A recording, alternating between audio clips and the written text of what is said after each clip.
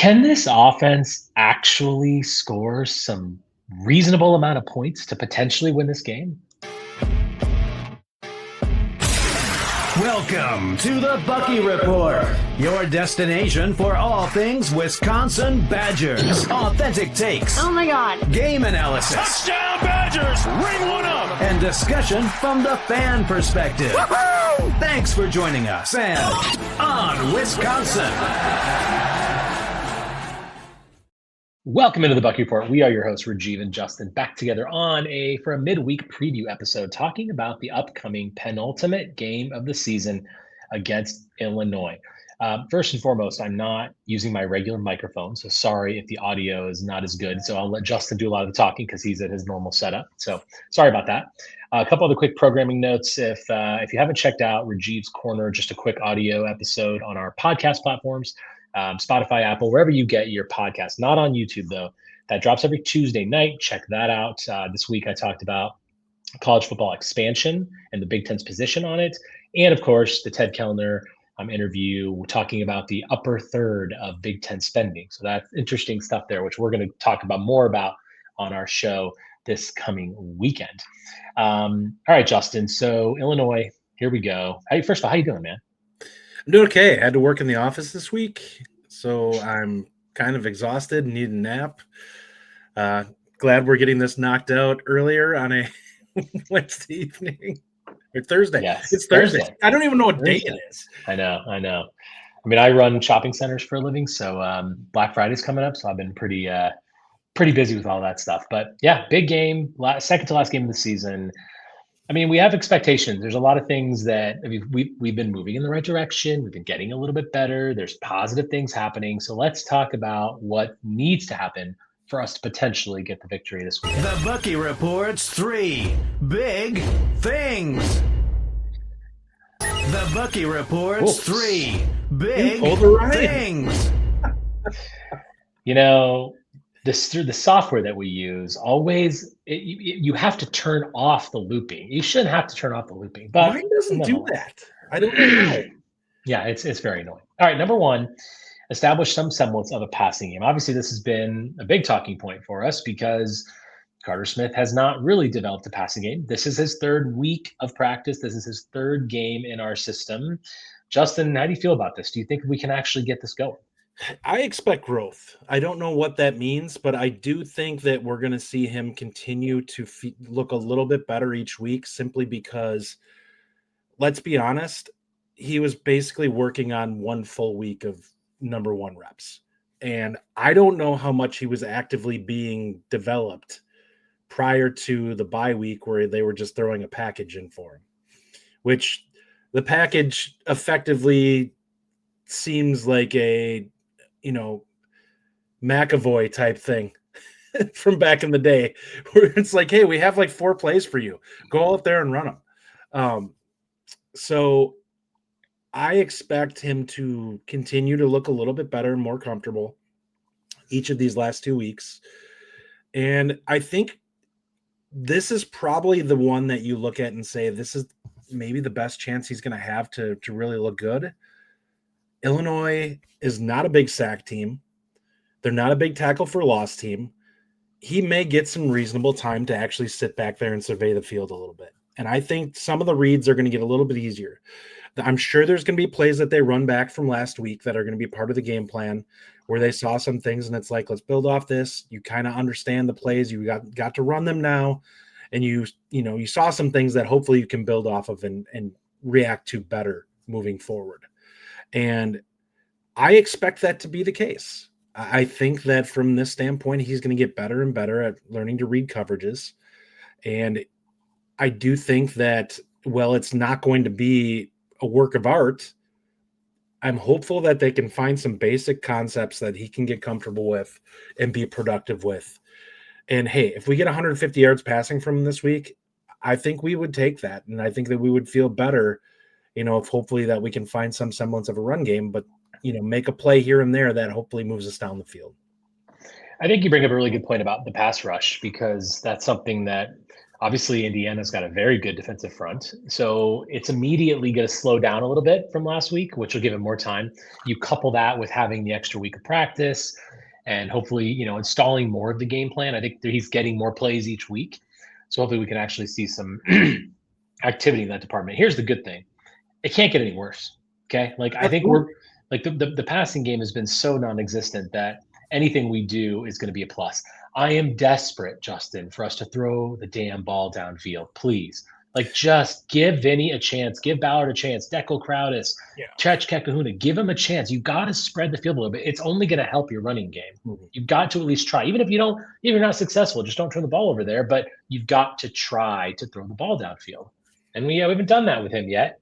I'd sure like to see his arm, Yeah, I think we'll get there with him. I know people don't want to think that we had plays for that last week, but I think you have to look at it. He's got to understand the reads and know where to go with the football. We saw with the Tretch play, there were some deeper throws that were there if he understood where he needed to go looking at the defense. That would have been a big pass play. There's a couple other, I'm sure. We saw in week 1, he just wasn't well-versed enough. That Ballard play was there. Like, there are routes in these plays that are somebody's running the deeper stuff to pull the safeties. He's got to understand when that look is there for him to be able to hit it. And that's going to be a work in progress with him. I'm sure there's plays that he's looking short simply because it's the easiest thing for him to see and he's the most comfortable with it because he knows where his security blanket's supposed to be on a given play. And maybe he's kind of bailing on some of the routes a little early. Or in other times, just holding on to routes too long. Well, that speaks to your earlier point about the pass rush. Theoretically, now he has a little more time to survey the field and find those deep shots because one of the issues against Indiana was pressure, right? Offensive line had some blown assignments last week. We talked about that. That put him in some bad situations. Number 2, Justin, use your strength. Bring the heat on Altmyer. What are you expecting from our pass rush? Yeah, I mean, the worst game he looked was against Indiana. But he's had a good season. But Altmyer is gettable. Like, there's games where he's been held to like 1 touchdown, and they don't have much of a running game. They're not significantly better than us in terms of rushing. I think they're averaging a tick under 4 yards a carry. So this is a team that with our run defense that should be able to hold them in check running the football, and we absolutely should be able to get pressure on him. The bigger thing is they've got to get home. Because that Indiana game, they did a heck of a job. I think he was held to like 150 yards passing. And I think he had 2 scores in that game. But he's had multiple games this year where he's only had 1 touchdown pass. And I think we would take that. If we could find a way to keep him in check to the point where he can't get the ball in the end zone, that would be a massive victory for Wisconsin to be able to hold him down because they really can't hurt you any other way. And I think that's what Wisconsin has to look to do here. They need to be able to get pressure on him.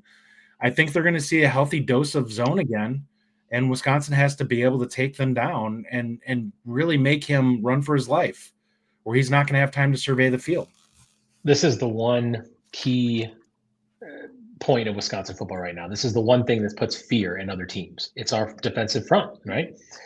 Our defensive tackles, Mason Reiger, Cheeks, Posa, Catalano, like they're getting pressure, stunts, all that kind of stuff. And I think if we can make that happen, if we can move him off the spot, we say this a lot, but look at what happened against Washington. That's why we won that game.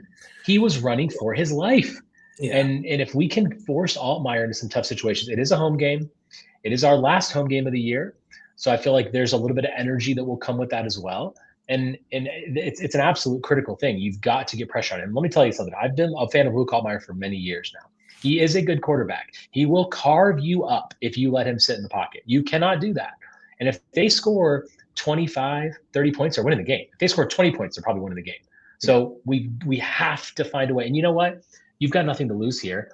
You know that your offense can't put up big points. So the only way you're really going to be able to beat them is by going hard, forcing turnovers, finding ways to break the game open in that direction.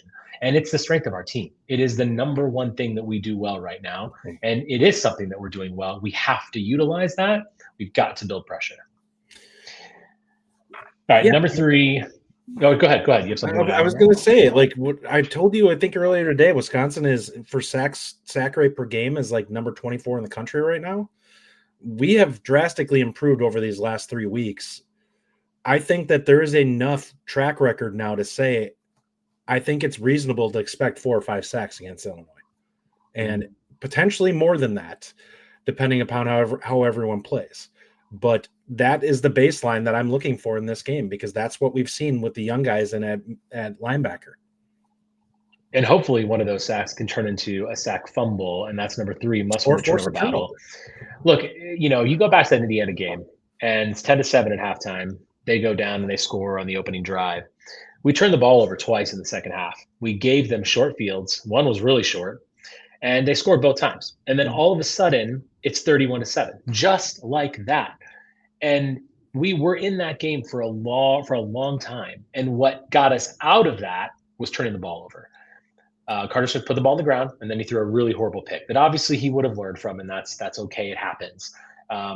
And if we can limit those turnovers and limit putting the ball on the ground against not as good of a defense as Indiana, and you couple that with Posa and Riger potentially forcing turnovers, right? That's how you got to win the game. We have to win the turnover battle. And it can be zeros, that's fine, but we can't lose it. You can't have a -2 turnover differential and have any hope of winning this game. Because the reality is, man, if we're going to score, it's going to be on short fields a lot of the time. We might get 3 or 10 points, but we could get 20 points if we have a couple short fields, right? Yeah. We block a punt, or we, force a sack fumble, an easy interception, something like that. That can turn the game on its head. And then all of a sudden, we can score points a lot easier. Mm-hmm.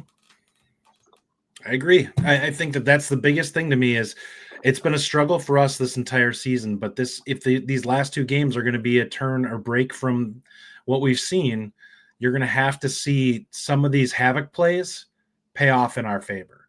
And we've seen that with previous Badger teams where fumbles happen or interceptions or whatever.